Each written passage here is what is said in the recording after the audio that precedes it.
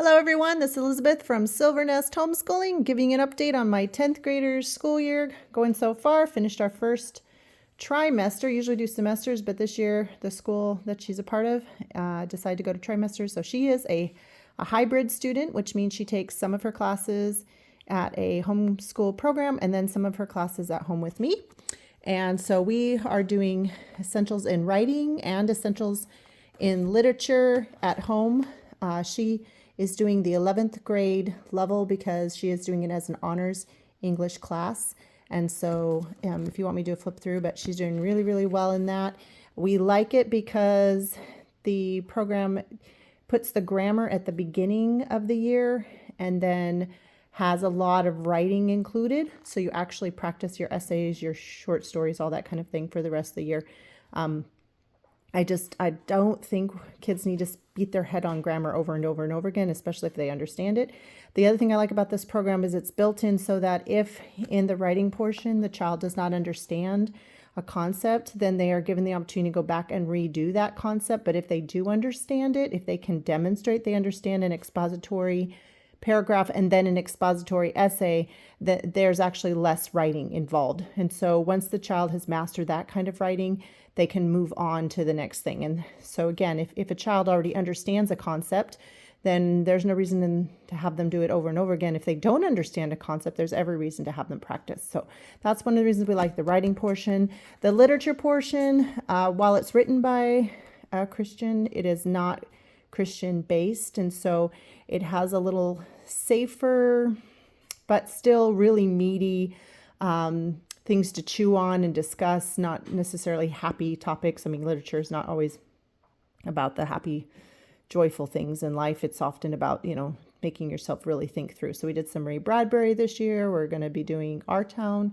But I really like the fact that they spent a lot of time on poetry. He includes a lot of different kinds of literature. So there's not a lot of full novels, which I would prefer, but because we homeschool, just go ahead and add those in. So she read Les Miserables, waiting for this program to come in. And so, yeah, she definitely got in her full novel. And then she will be reading The Great Gatsby through the program. So that's how that's going. We just keep all of her extra work in here.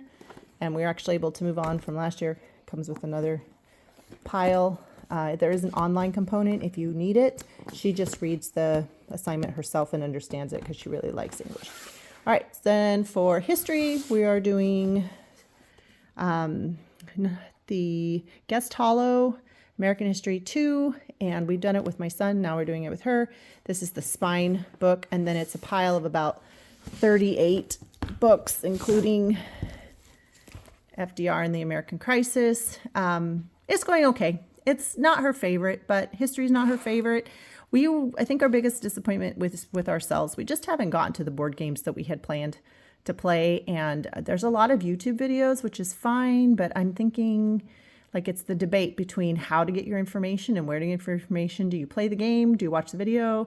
But it is taking up a lot of her time, just keeping up with the notebook and answering all the questions and such. But, it's okay. It's okay. For somebody who likes to read, it's okay. Again, a lot of the things are not necessarily happy things. So she's in World War II right now. She just finished this up. But, it's solid. And I like the fact it comes from a variety of perspectives because of all the different kinds of books that are included. So you could check it out for yourself. We did not like the world history from last year, but my sister's family loves it. So, everybody has to pick what works for them. So, all right. So that's our update on history. Yay. Oh, by the way, she'll only read half of this book.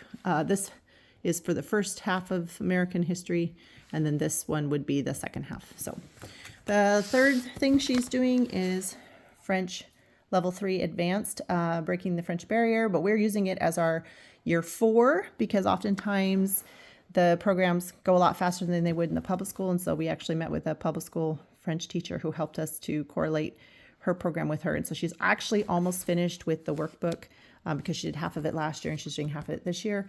And then we supplement with a lot of online YouTube and then board games. Woohoo! So these are the board games we played so far this year for French.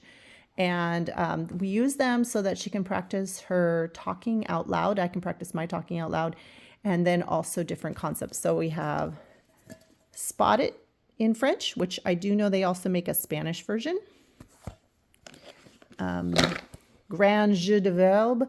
This one is okay. It's definitely more of a activity than a game, but I liked it because it's introducing us to some verbs that we didn't have as much contact with, and then it turned out she knew most of them, and I'm the one who didn't understand it. So maybe better for a second year, but definitely third year. Fourth year, she's definitely showing her mastery. This one's fun if you can find it, even if you're not studying French.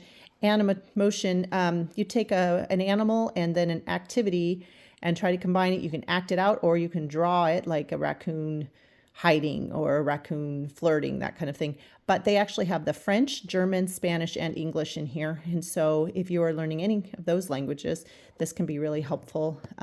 If you're the type of family that likes to act it out, that's really fun. If you're the type of family that likes to draw, that's really fun. We did find one of our other friends that we play with hates both of those things, so this was not their game, but everyone else we played it with has really enjoyed it. And then Clue. There's a Spanish version and a French version of Clue as well. It is wonderful for building sentences. It shows you how to build the sentences based on arrows that you put and follow the key. So even if you can't speak the language yet, you can still make the sentences, and then you get to practice saying them out loud, which is great. And then if you understand them, you get extra bonus points. And each card has one on the top, but then on the bottom is a definition of a different card. So it's really great for learning. This is the small box game. There's a few of them in the collection, or you can get the big giant Race to Paris or Race to Madrid, depending on which versions you're doing. So we really like this one. It makes us laugh really hard as I see the smelly teacher. I see the crumbly soup. There's just some really, really funny things that have come out from this one. So, all right. And then sometimes you can find a game that is actually published in French. And this is for sale, which is actually the French version. So all of the explanations, everything, instructions are all in French. And it's fun. It's just a bidding game, buying back and forth, buying all these properties and then selling them. They do have an English version as well. So sometimes you can find a language independent game like this and use it to practice whatever foreign language you're working on. But in this case, it's always fun when you find one that actually has your language's instructions and see if you can understand them. And in general, we did. There was a little bit of confusion. Thankfully, there was a YouTube video. But yeah, this is a great game. It's just fun. And then this one, our final game that we played so far this year, is Carcassonne, which is just a classic and is based on a place where they actually built a whole bunch of different kinds of castles in France. And the boy that we were playing this game with actually has been there. So that was really fun to interview him, find out what he'd been like. He was a lot younger when he went, but it was still really cool to see. There's lots of expansions for this game. We just have the base game. It's tile laying and then claiming different areas and land. So again, pretty language independent.